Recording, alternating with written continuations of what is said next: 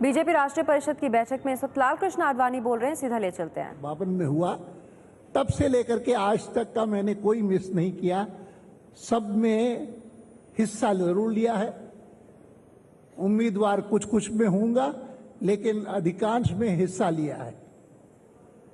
लेकिन मैं आज कह सकता हूं कि जितने नेशनल काउंसिल्स के सेशन हुए हैं, यहां राष्ट्रीय अधिवेशन हुए हैं, उनमें मैं 53 से लेकर के आज तक की गिनती करता हूं तो मुझे याद नहीं आता कि इतना उत्तम और इतना व्यवस्थित पहले कभी मैंने अधिवेशन देखा।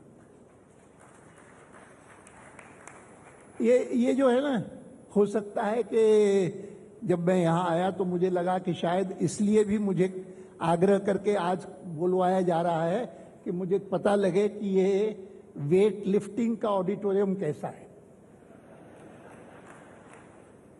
मैं कल्पना नहीं कर सकता था कि कोई वेट लिफ्टिंग का अलग ऑडिटोरियम भी होगा, लेकिन पिछले दिनों की इस कॉमनवेल्थ, इस हमारी गेम्स के कारण ये भी बन गया। और ये सही कहा गया, मुझे तुलना के लिए बताया गया कि देखो, हम बहुत बार अपने अधिवेशन जो है वो ताल कटोरा स्टेडियम में करते रहते हैं। इस बात को तो आप स्वीकार करेंगे कि वो ताल कटोरा स्टेडियम से ये वेट लिफ्टिंग वाला ज्यादा अच्छा है। सही बात है, और अच्छा लगा। अच्छा लगने के कारण ही मैंने कहा, तब तक उनके निर्वाचन की पुष्टि नहीं हुई थी, तो भी मैंने उन्हें कहा, मैंने कहा अमित जी, लोग आज जो अपेक्षा कर रहे हैं कि भोजन के बाद, भोजनानंतर और कोई कार्यक्रम नहीं होगा सिवाय उसके कि जो प्रमुख कार्यक्रम है आज का इस अधिवेशन का, अर्थात कि नए हमारे माननीय प्रधानमंत्री का व्याख्यान, उसके अलावा कुछ नहीं होना चाहिए। तो उन्होंने कहा नहीं, आपको भी, आपसे कल भी मैंने निवेदन किया था कि आप जरूर थोड़ा सा ही बोलिए, लेकिन बोलिए जरूर। मैंने कहा ठीक है। अध्यक्ष नए नए बने हैं, उनकी पहली आज्ञा का मैं उल्लंघन कर नहीं सकता, इतना दुस्साहस नहीं कर सकता, मैं जरूर बोलूंगा। लेकिन मैं मानता हूं कि वो रेपिटेशन जैसा होगा। ये जरूर है कि मुझे कभी कभी लगता है कि जिन्होंने भारतीय जनसंघ की वास्तविक नींव डाली और जिनके कारण डॉक्टर मुखर्जी भी इतने प्रभावित हुए उनसे कि उन्होंने एक बार कहा था कि मेरे पास अगर 2-4 दीनदयाल होते तो मैं भारत का नक्शा बदल देता। ये उनके वाक्य थे। और वो कोई ज्यादा देर हमारे साथ रहे नहीं। अध्यक्ष बनने के बाद 51 में अध्यक्ष बने और 53 में पहला कानपुर का अधिवेशन हुआ, जिसमें उनकी अध्यक्षता में बहुत सफलता मिली डॉक्टर मुखर्जी की। और डॉक्टर मुखर्जी तक हमारे श्यामा प्रसाद जी थे, थोड़े ही दिन उसके बाद रहे थे। उसी कानपुर के अधिवेशन में उन्होंने जम्मू कश्मीर के बारे में सारे देश को सचेत किया कि क्या कुछ हो रहा है, उसकी जानकारी होनी चाहिए और कि कितना कुछ अनर्थ हो रहा है जम्मू कश्मीर के साथ। और उसमें से ये सारा निकला और जिसके परिणाम स्वरूप हमने डॉक्टर मुखर्जी को गंवाया। और हम आज तक इस बात को कहते रहते हैं कि भारत की एकता के लिए जो पहले शहीद हुए, हुतात्मा हुए, वे भारतीय जनता पार्टी के या भारतीय जनसंघ के, मैं भी गलती कर जाता हूं कभी, भारतीय जनसंघ के पहले राष्ट्रीय अध्यक्ष। और मैं मानता हूं कि एक टर्निंग पॉइंट इस पार्टी के इतिहास का तब हुआ जब जिन संघ के अधिकारियों ने प्रयत्न पूर्वक डॉक्टर मुखर्जी को तैयार किया था कि अब भारत स्वतंत्र हो गया है और इसीलिए हम तो चाहते हैं कि आप जैसे लोग संघ के साथ मिलकर के एक अद्भुत पार्टी बनाए जो हिंदुस्तान की राजनीति को एक नया रूप दे सके।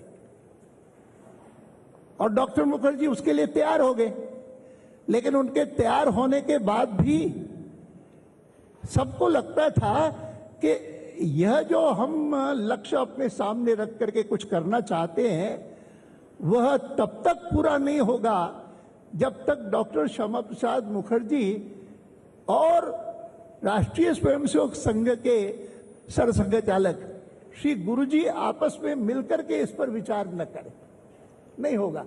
इसीलिए 1951-52 में 51 में तो जन्म हो गया पार्टी का, लेकिन तब इन दोनों महापुरुषों की भेंट हुई, जिस भेंट में से सचमुच वो सारी योजना निकली कि जिसके कारण आगे चल करके भारतीय जनता पार्टी के सारे कार्य को संघ परिवार का माना जाने लगा।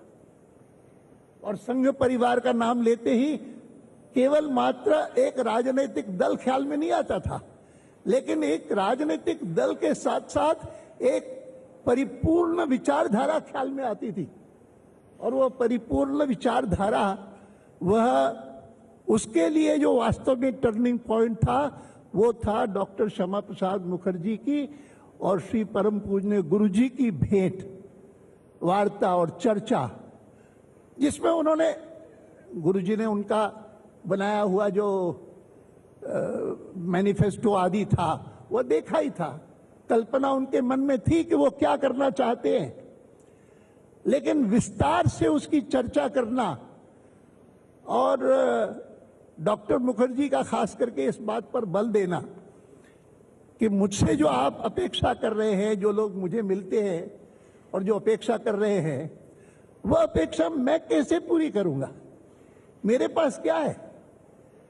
मेरा प्रभाव क्षेत्र तो अकेला पश्चिम बंगाल है और पहले पहले चुनाव में हिंदुस्तान भर से जो हमको लोकसभा में मेंबर मिले थे वो या तो कुछ राजस्थान से थे या फिर पश्चिम बंगाल से थे। इन दो प्रांतों को छोड़ करके और किसी प्रांत से हमको कोई लोकसभा का मेंबर नहीं मिला। मैंने राजस्थान का नाम लिया जानते हुए भी कि वो जो एक व्यक्ति, एक हमारे लोकसभा के मेंबर राजस्थान से चुने गए थे, वो वास्तव में राजस्थान के नहीं थे, वो थे मध्य प्रदेश के, लेकिन वो राजस्थान से खड़े हुए थे और वहां से जीते थे। असेंबली में ही ऐसा हुआ, लेकिन असेंबली में काफी एमएलए पश्चिम बंगाल से चुने गए।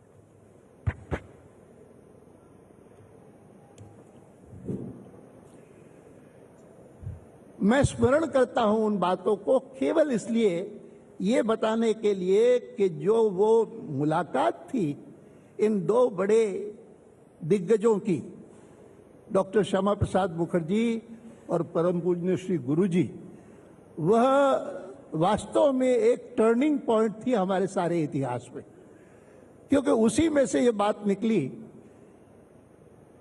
कि श्री गुरुजी इस बात के लिए तैयार हुए कि अच्छी बात है, तुम कहते हो कि आपका प्रभाव क्षेत्र प्रमुख रूप से पश्चिम बंगाल तक सीमित है और इसीलिए जब तक हमारे कार्यकर्ता आपके साथ जुड़ करके देश भर में नहीं काम करते, तब तक जैसा संगठन राजनीतिक क्षेत्र में प्रभावी बनाने के लिए हम बनाना चाहते हैं वो बनाने में दिक्कत होगी।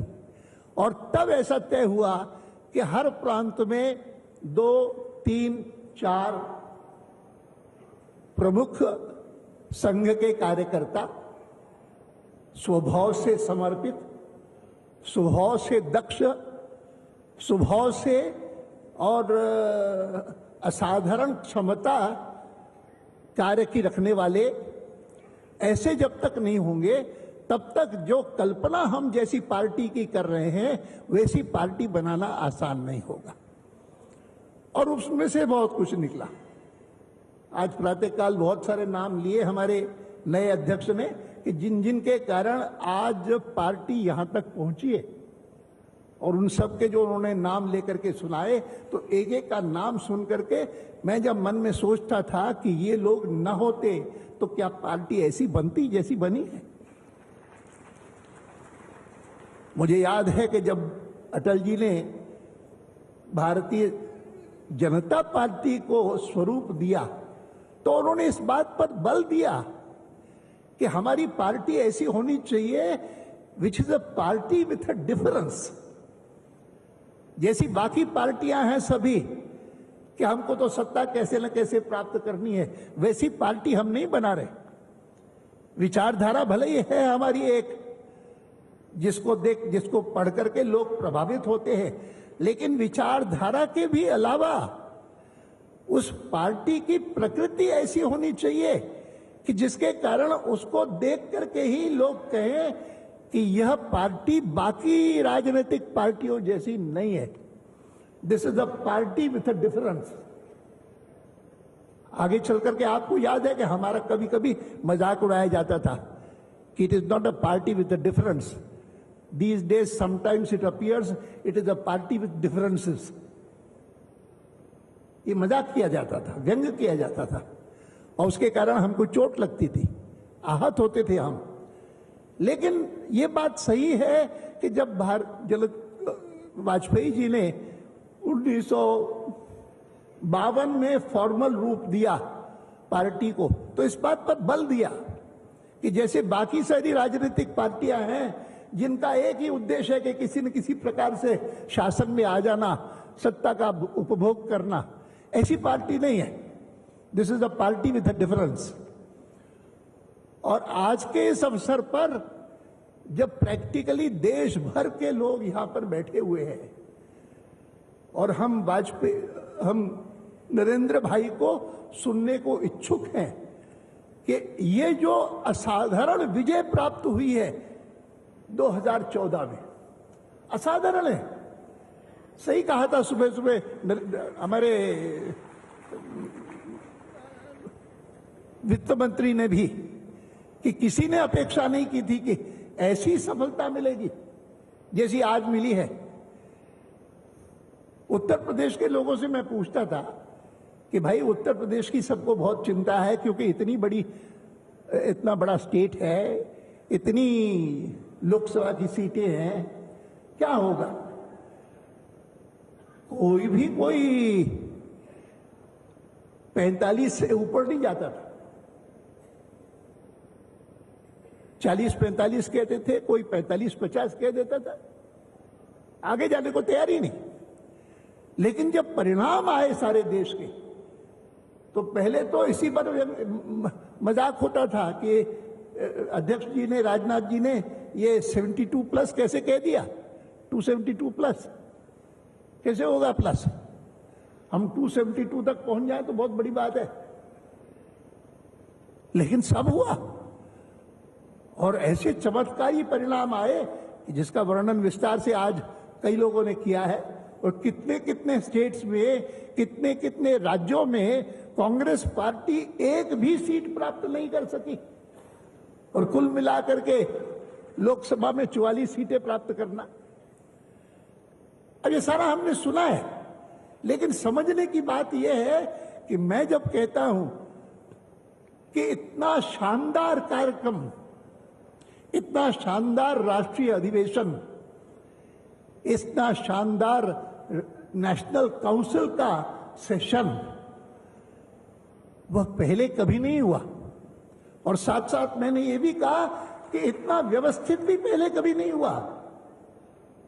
मैं आया यहां पर इस वेट लिफ्टिंग ऑडिटोरियम में, तो तो मैंने पूछा यहाँ के अपने लोगों से, मैंने कहा कि यहाँ ये सीटें कितनी हैं? तो उन्होंने कहा कि सीटें जो हैं वो 200 है।